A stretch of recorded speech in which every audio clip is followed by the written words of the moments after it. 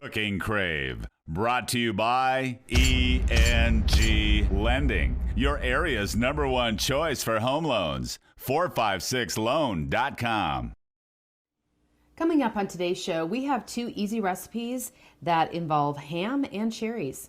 That's all coming your way next. Stay tuned.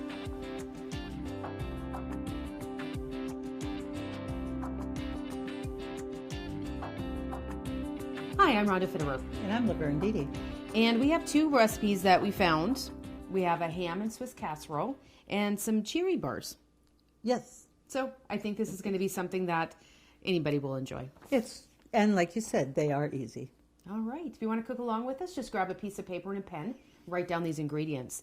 For the ham and Swiss casserole, you're going to need 8 ounces of egg noodles, 2 cups of ham, 2 cups of shredded Swiss cheese, a can of cream of celery soup, a cup of sour cream, a half cup of chopped pepper and onion each. Correct. So easy ingredients there. Mm-hmm. And then for the cherry bars, for the crust and the filling, you're going to need a cup of butter, 1 1/2 cup sugar, 4 eggs, a teaspoon of vanilla, 3 cups of flour, 1 1/2 teaspoons baking powder, a half teaspoon of salt, a can of pie filling, cherry in this case.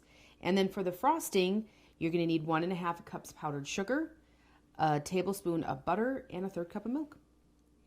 Pretty easy ingredients. Yes. So where do you want to get started today? I did have the oven on, preheating at 350. Both of these are 40 minutes to bake at 350. So I want to put the bars in the oven first so we have a chance to get them cooled a little bit while the casserole is finishing baking, so we can show them both. Okay, sounds great. So what I'll have you do is just go ahead and spray. We have an 11 by 15 pan here because it makes a nice pan of bars. Okay. So what we want to do first is we're just going to go right over here. I want to cream the sugar and the butter together. And so that was 1 1/2 cup sugar and then 1 cup of butter, which is 2 sticks. Okay. And I just took those out to soften it at room temperature. So.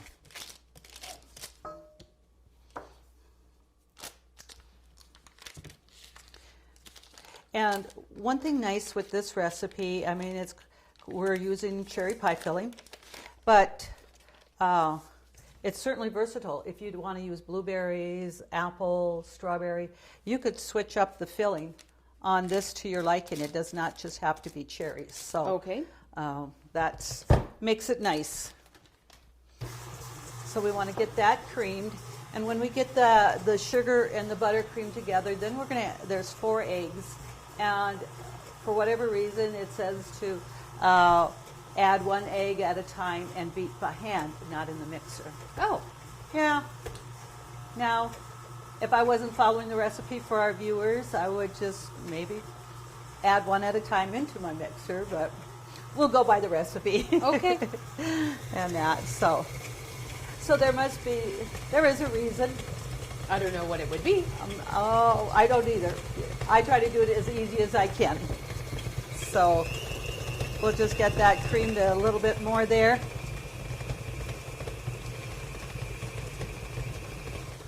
And I never know how old sometimes the recipes are. They just get handed down, and that's just what that's what's been grandma done. did, or yes, so and so did that.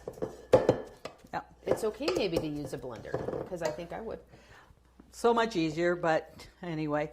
And the thing is, too, a lot of your older recipes will say shortening or margarine. Yeah. And, it's kind of, to me, like why we didn't use butter as much way back. And yet we had our butter on the farm. We made our butter and stuff, and it's certainly a lot better than margarine. So we cream that. So we're going to add 1 egg at a time. What I'm going to do is I'm going to take the eggs out, and I just want to crack them separately here just to make sure they're always good. Get the next one ready there. Because when I'm done with this, we're going to add the flour and baking powder and a little bit of salt, and I will finish beating it up with the mixer. So, Well, yeah.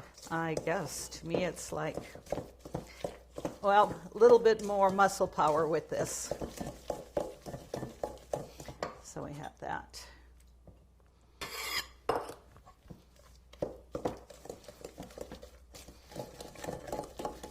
I think if you just put it on like a little bit of a slower speed, it would be fine. I think so too.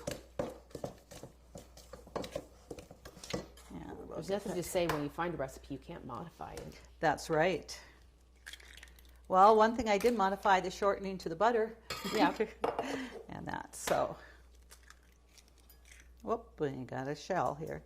And sometimes that's one reason you may want to put that in a little bowl. Sure. There's actually still a little shell in that one, so be careful when you...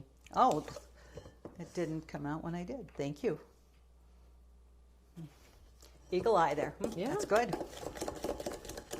Hopefully I would have seen that before I added it. And we know it's good, so.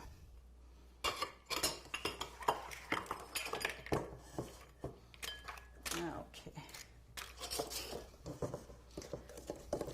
But a lot of these recipes that are handed down are good, and that's why they just keep getting handed down. That's absolutely. I know with us doing this for a number of years, I've almost gone through all my recipes that I really, really liked and went through the years, and now I rely on internet, friends, Yep. anybody. So, and a teaspoon of vanilla. There we go. And sometimes when you're out and you're somewhere and you're like, oh, this is really good. How Yeah. easy is this to make? And then you're like, yeah, you're right. Just write that down. That's right. I'm gonna need this. Okay, so we have that mixed up here.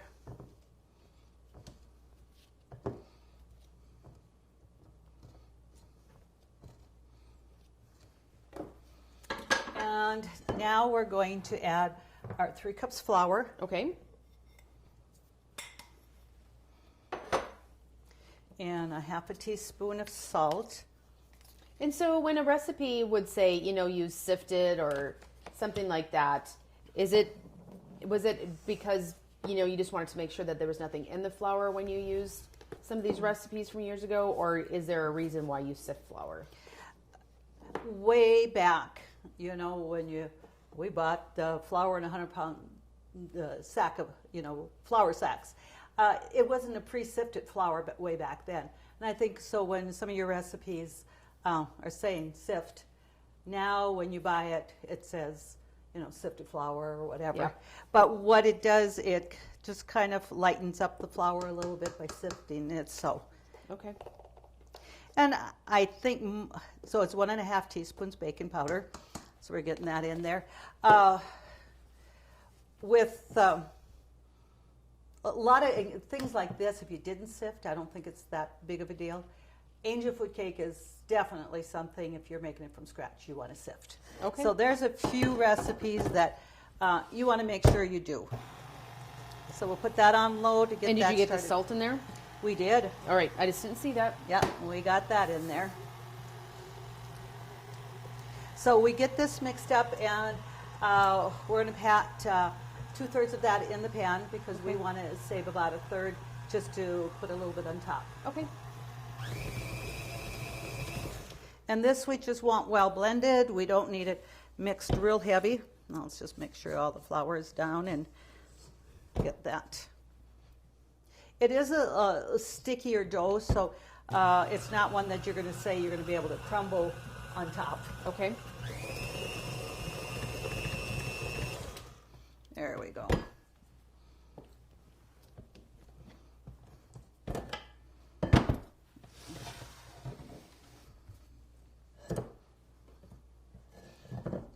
And it's it's very stiff. It's stiff and it's like a little bit sticky. So spreading it out will be a little bit, you can use your hands or however. Get the beater. Whoop, got some more there. Okay. So I'm going to put that out there, and we can start kind of spreading it out a little bit. Okay.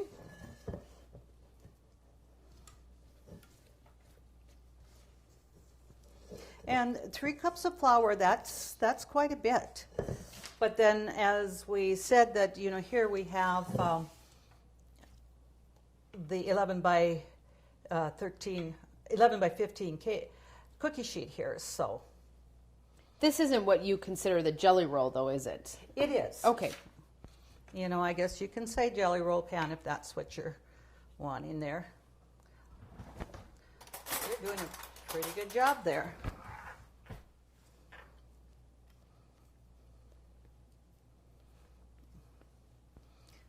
Probably easier almost just having one do that. So I'm going to open my pie filling. Ooh. A little bit crazy.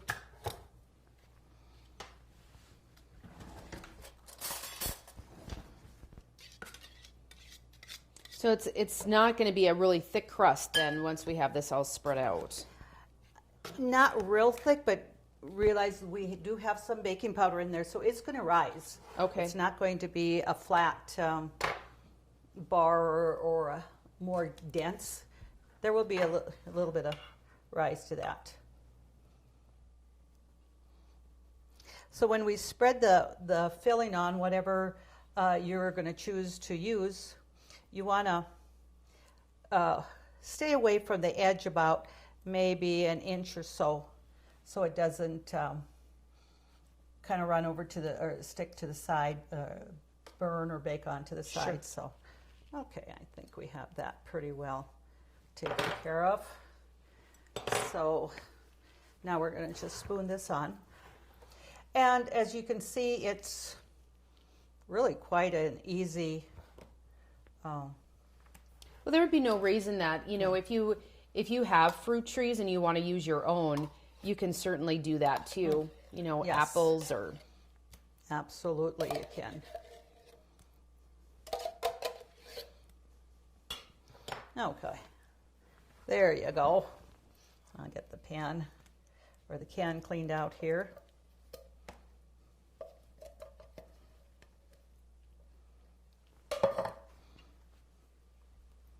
Oops. One of my favorites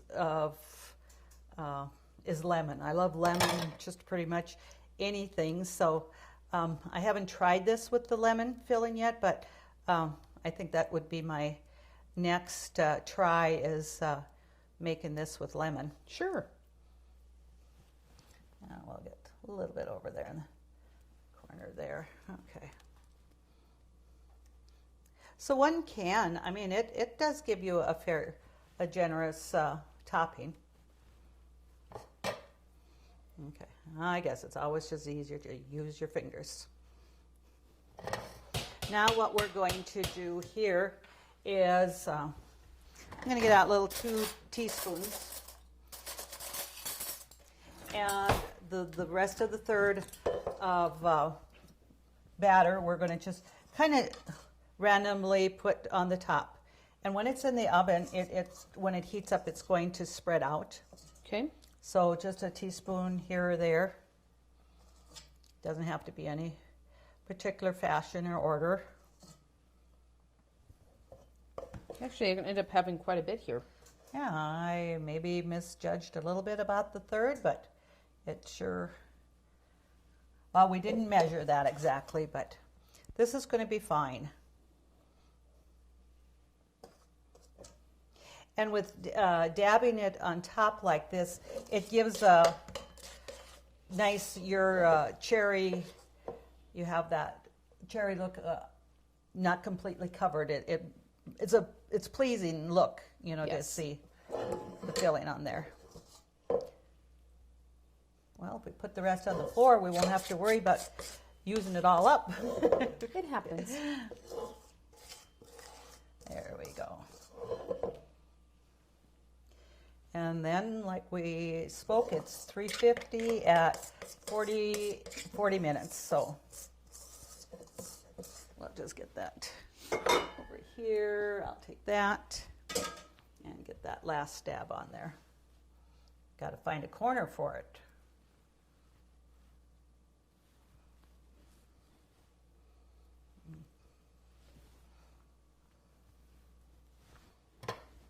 And this is a very easy bar to take to potlucks or anything like that. Oh, absolutely. It's a nice one to there. So we're going to just put that in the oven.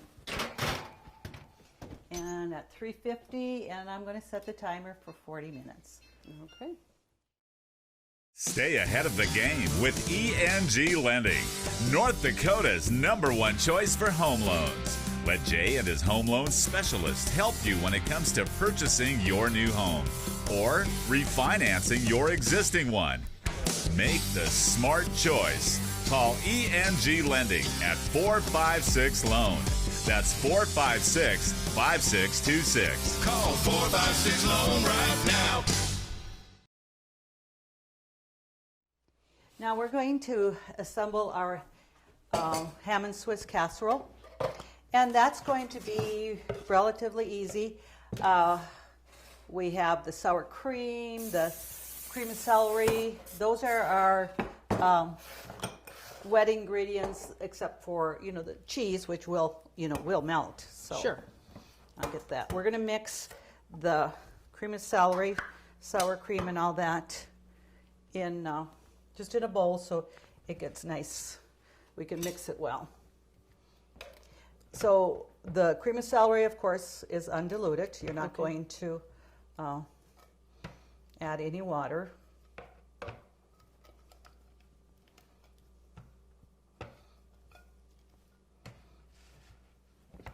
And this is such a nice, easy recipe to make. I mean, how many times do we bake a big ham, and you have some left over, and it's so easy then to cut up pieces and use for something like this. Right. If you don't, I mean, it's nice to have sandwiches or something like that the next day, but sometimes if you have a lot of ham, you want a little variety. Yeah. So it was a cup of sour cream and half a cup of onion, chopped onion, and then a half a cup of chopped green peppers. Okay. What you can do is put half of the, it's 8 ounces of cooked noodles. Okay. So cook your noodles, and we're going to layer this. So we're going to add about half of that on there because we're going to layer that. I probably got a little bit more than half. And it's always better to have a little bit more on that first layer than even worrying about the second.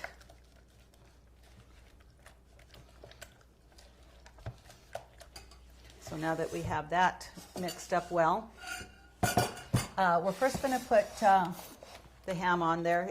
2 cups of chopped ham.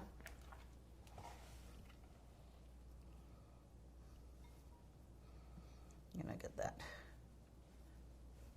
And again, this is certainly something you can add more ham to it than if you than the 2 cups it asks for. Okay. It says 2 cups of shredded cheese, which is 8 ounces. And me, I always think I have all this stuff in my freezer. I went to look and I thought, oh, I found like a half a cup of shredded cheese, but Swiss cheese slices. So we're going to just layer that over. Cheese, Ma. That's right, and it's going to melt.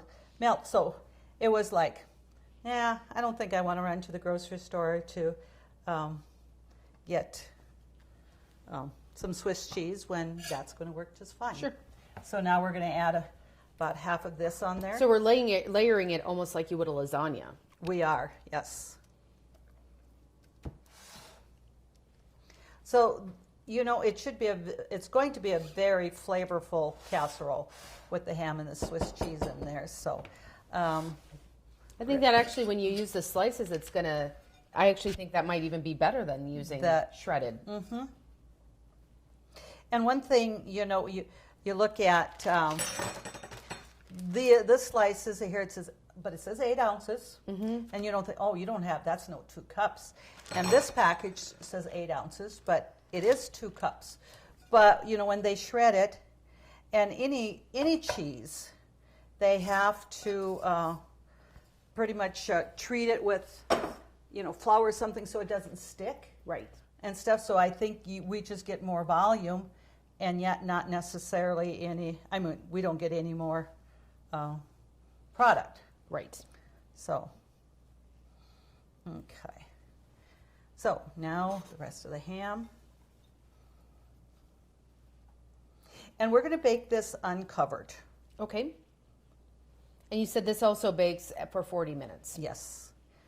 You know, the noodles are baked. You know, your ham is already cooked.